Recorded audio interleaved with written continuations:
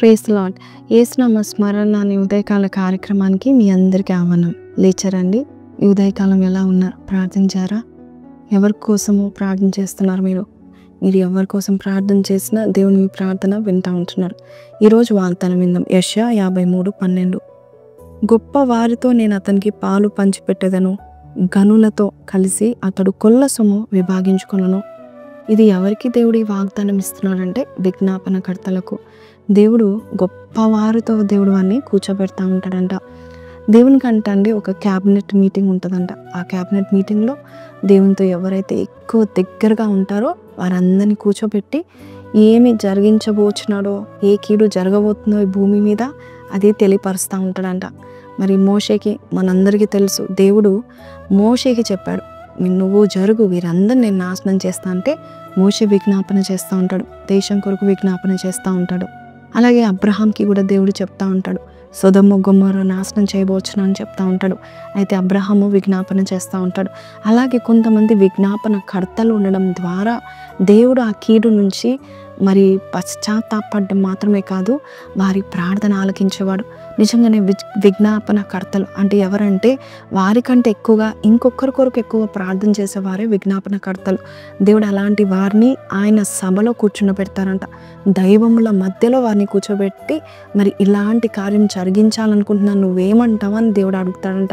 నువ్వు నిజంగా విజ్ఞాపన కర్తవైతే, ఇతరుల కోసం ప్రార్థన చేయగలిగే విజ్ఞాపన ప్రార్థన నీకు ఉన్నట్లయితే దేవుడు నీ యొద్దకు వచ్చి సమస్తము బయలుపరుస్తూ ఉంటాడు.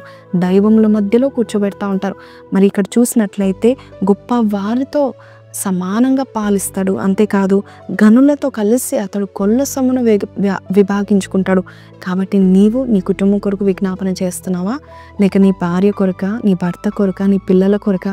చూడండి, మరి ఇస్సాకు తన భార్య కొరకు విజ్ఞాపన చేశాడంట, పిల్లల కొరకు. దేవుడు కవల పిల్లల్ని ఇచ్చాడు. అలాగే నీ జీవితంలో కూడా మరి నీవు ఏ విషయంలో అయితే బాధపడుతున్నావు, ఇతరుల విషయంలో వారి తరపున నువ్వు విజ్ఞాపన చేసినట్లయితే దేవుడు చాలా ఇష్టపడుతూ ఉంటాడు. విజ్ఞాపన కర్తలు intercessory prayers are very very main important prayers అండి. దేవుడు ఖచ్చితంగా అట్టి ప్రార్థన వింటూ ఉంటాడు. ఈరోజు ఎవరి కోసం విజ్ఞాపన చేయండి. దేవుడు మీకు కొల్ల సొమ్మును దయచేస్తాడు, గొప్పవారితో కూర్చోబెడతాడు, దైవములతో. 82 కీర్తన 1లో దైవములతో కూర్చుంటాం మనం. కాబట్టి అట్టి కృప మనందరికీ దయచేలాగిన ప్రార్థన చేద్దామా? ప్రార్థన. పరిశుద్ధుడా మహోన్నతుడగు తండ్రి, విజ్ఞాపన ప్రార్థన అన్ని ప్రార్థనల కంటే శ్రేష్టమైనది నాయన. ఒకరి కొరకు ఒకరు ప్రార్థన చేస్తున్నప్పుడు అయ్యా స్వస్థత మేము పొందుకుంటాం నాయన.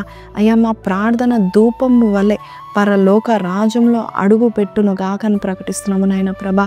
అయ్యా తన్ని మేము మా కొరకు కంటే కూడా ఇతరుల కొరకు ఎక్కువ ఎవరైతే మొరబెట్టుకుంటున్నారో వారి ప్రార్థనను ఆలకించడం మాత్రమే కాదు అయ్యా, విజ్ఞాపన కర్తలకు గొప్ప వారితో సమానంగా నువ్వు ఇస్తున్నా ఆ యొక్క తన్ని కొల్ల సొమ్మును బట్టి, ఘనతను బట్టి నీకు వందనాలు స్తుతులు చెల్లిస్తున్నాం. ఈ రోజు నుంచి ఎవరిని చూసినా, ఎవరి గురించి ప్రేరేపణ వచ్చినా విజ్ఞాపన చేసేవారుగా మమ్మల్ని చేయమని యేసు పరిశుద్ధ నామములో అడిగి వేడుకొంచున్నాం తండ్రి, ఆమెన్. సో ప్రైజ్ లార్డ్ అండి. ఈ రోజు నుంచి మనము విజ్ఞాపన చేద్దాము. మన కుటుంబీకుల కొరకు, సంఘం కొరకు, దేశం కొరకు, నాయకుల కొరకు, అందరి కొరకు చేద్దాము. దేవుడు మిమ్మల్ని ఒక క్యాబినెట్ మెంబర్గా ఆయన రాజ్యంలో పెట్టబోచున్నాడు. కాబట్టి I am going to be the cabinet member in God's kingdom అని పెట్టండి. May God bless you. Have a blessed day. See you tomorrow. Until then take care. Praise lord.